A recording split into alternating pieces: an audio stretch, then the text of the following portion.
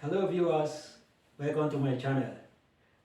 So it's nice to know that you are out there, and yeah, so today I'm going to speak a little bit more about the political crisis in the Niger Republic. And in my previous video I spoke about the foundation of the ECOWAS, and how our leaders, or our traditional leaders, metamorphosed from traditional leaders into politicians due to the fact that they were able to they were able to win the heart of the Portuguese sailors. So after the Portuguese sailors were able to flourish, their business was doing very fine. They have gotten the approval of our traditional leaders. Their ship was docked at the port of West Africa, and their slaves was being put there. They made sure that, yeah, you have enough. Then they sailed off. Things was going very fine. The Portuguese sailors were successful. Everything was okay. Our artifacts was moving along with the slaves that they were taking, and that was okay until certain time came. The other Europe countries began to get jealous, began to look into what the Portuguese were doing and how they could also have a bite from the cake. So that was what led into other countries began to come. The Dutch came, the British, and then the French, and then the Spanish sailors also came. So there was this kind of scramble for West Africa. So it was at a point it became like the survival of the fittest. So those countries that dominated, or that were stronger, their soldiers were stronger during the battle for West Africa, are the people that you see how many countries that they control in West Africa today. So if you now calculate, you check how many countries that forms the francophone, so that will tell you how much strength France was able to put during the 15th and 16th and 17th century. So how many countries that Britain controls will tell you the level of their own strength during that same period. So what actually happened was that those guys were able to know how much easy it was for them to be able to buy our leaders over.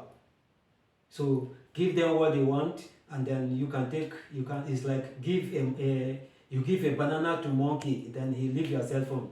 Yeah, that's it. So they were able to do that, and then things was going very fine for them until the introduction of what actually led to the introduction of democracy to West Africa was for them to legitimize the positions of their men who were helping them.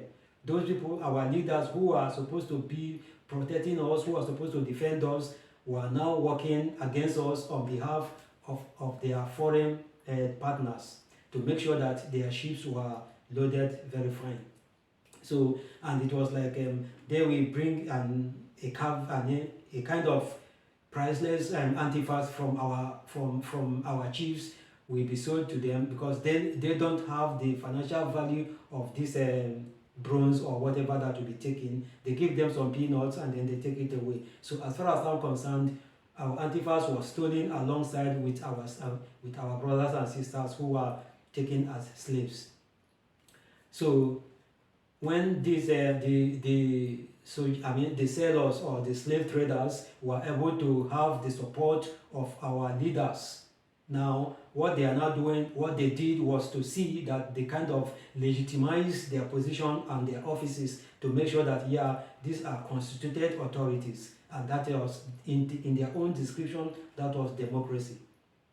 So today what they now tell to the ordinary people in the street, that, yeah, you go, you count your vote.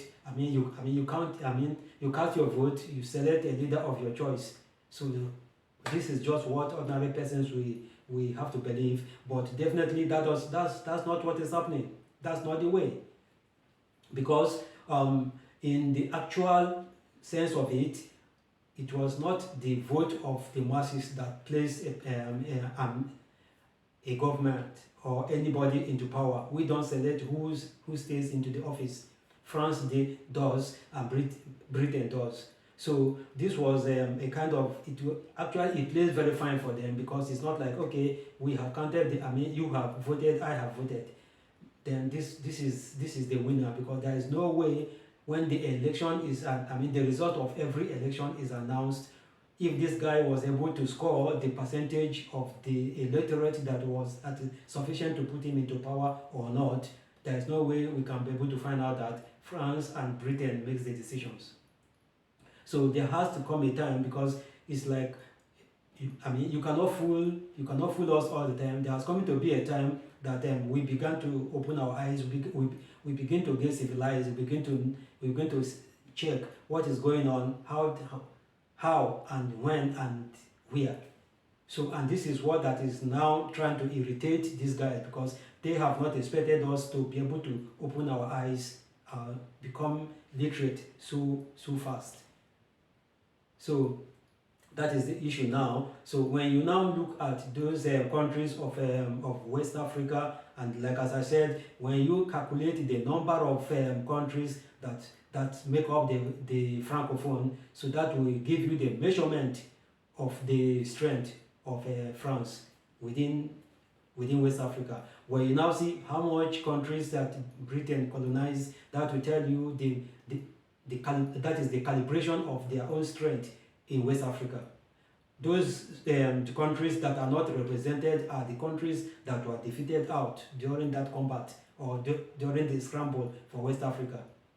So today, what we now have as ECOWAS, according to the history, because the history is what I believe in, because we went to, even though in Europe you can be able to say, okay, anything that concerns the history of West Africa as far as slave trade is concerned does not exist.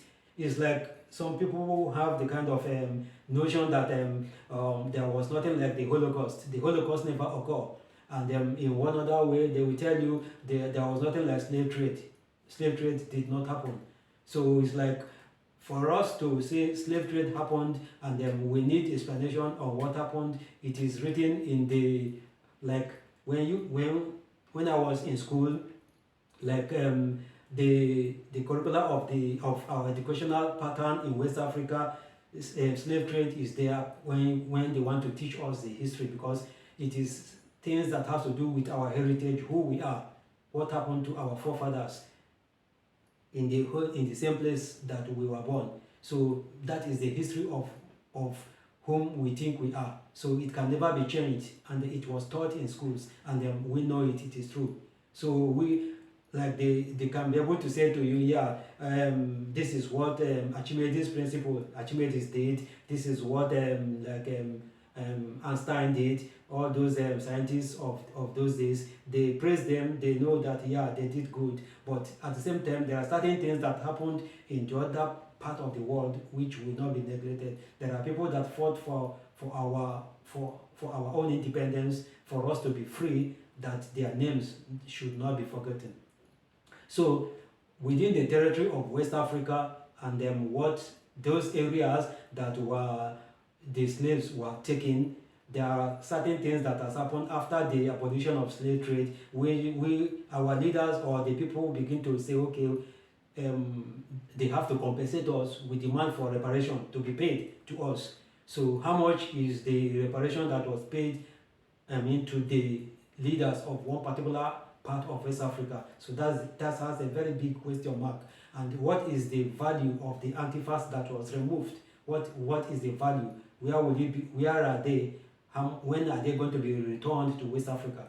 So that's another big question mark. So now the communication now is between the leaders and those countries in Europe. How many of them are loyal to the leader, to those countries of Europe, and they say, neglect, ignore the amount you're asking us to pay to you as reparation, and ignore the bronze that was taken from you or that was stolen from you. We give you power, we support you to win this election, and then you stay there, and then there will be nothing to be mentioned about one thing or the other. And as far as the trade has continued, we continued after the the British and the France conquered West Africa, a lot of things were still going on. Trade was going on. The trade was going on in terms, not even legal trade, not about things that is going to be beneficial to the West African people. I'm talking about the movement of our precious carvings, our artifacts, and our brothers and sisters who were taken away. So that was the basis, that was the foundation of the trade at that time. Until things begin to happen, they begin to see that, okay, maybe when they begin to dig into the ground, there are some other things that is present in West Africa that is now going to be more important than the artifacts and the slaves which they were taken. So this will now make us now to dive into mineral resources, which is now today the bone of contention.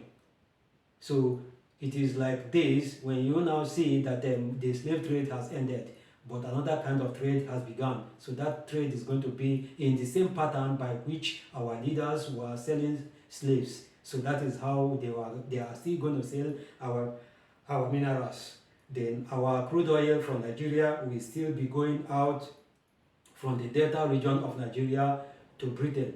Then cocoa from Ghana, the cocoa pod will have to be shifted from Ghana to Britain. Then from the region of Cote d'Ivoire, Mali, and Niger Republic, their gold and their uranium will be taken out from the country. And then in as much as in all these countries they have their own leaders who are the representatives of those traditional leaders of the 15th century who are taking instructions from their masters, the superpowers, the colonial masters who are giving instructions. We have to make sure that yes, whatever we want, just like we were taking slaves, today we are not taking slaves anymore. What we are now taking is your mineral resources. So until then, maybe probably some other countries are beginning to rebel, are beginning to like query what is going on. We cannot allow, today when you go to the delta region of Nigeria, then you see that many parts of the land has been destroyed. The kind of ecological disaster that happened there due to the action of the British Petroleum taking petrol and spilling the rivers, and the land is baked with a grease of oil, and they have gone, and those people will continue to suffer for many years to come. So now if you go to Ghana, you will see that the cocoa pod that was taken away from there is sent to whichever country that was receiving it, and then bringing them maybe like pieces of biscuits, and that's it. Our petroleum, we never had cars in those years, but our crude oil was being shipped out into Britain. And then what did they give to us? Probably they gave us petroleum jelly, or they gave us kerosene to light our hurricane lamps, and then that is it. But they know that those things that they were able to give to us is nothing compared with the profit they make from the crude oil they were taking from Nigeria. Until we began to say that, okay, now we want to have our own refinery in Nigeria. Otherwise, it couldn't have happened. So the cocoa from Ghana, there is no way the Ghanaians will have said, okay, now we want to have a factory, we want to have a mega factory that will produce, that will process cocoa into finished products that will benefit our people and our own community, until probably recently. So if you go to some other countries where some other gold, silver, bronze, all those kind of things, uranium is being removed. So you want to know in what way does it benefit the people of that particular region. You go to Paris. Paris is the most beautiful city in the world, probably. But then Niger Republic is the poorest place in the world, is one of the poorest countries in the world. So you can see the contrast, and then whatever that was taken out from Niger Republic is what is being used to beautify the Paris. So this is it. So there is going to be a time that we have to close the old doors to be able to open new ones. It's not all the time that old doors will lead into new ones. No, certain time we have to close the old doors. Let us remove the mentality of our colonial masters. And then the collaboration between our colonial masters and our traditional rulers who are today being looked as politicians. Things have to change. And the revolution now, the revolutionary movement is what we are seeing within the Sahel region of West Africa. So anybody can call those guys, in fact, the use of the word coup should not come up, because this is not a coup. This is going to be like a revolution. This is like a revolution.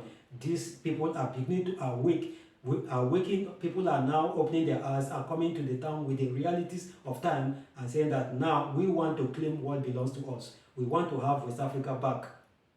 We cannot continue to allow these people to dictate for us, to plant in their leaders for us, to make a phone call and say, yeah, that guy is doing our bit. If Thomas Sankara was not doing his bit to the French, they have a way to remove him, and that cannot continue. Yeah, if Jerry Rawlings was not doing their bit, Britain have a way to take him out. But lucky enough, he survived. And this is going to be the pattern. So whether they are introducing the constitutional order that is now have nothing to do with the opinion of the masses, I don't know how democratic that is going to be. So this is the point that I want to talk about today. Thank you for watching, and God bless.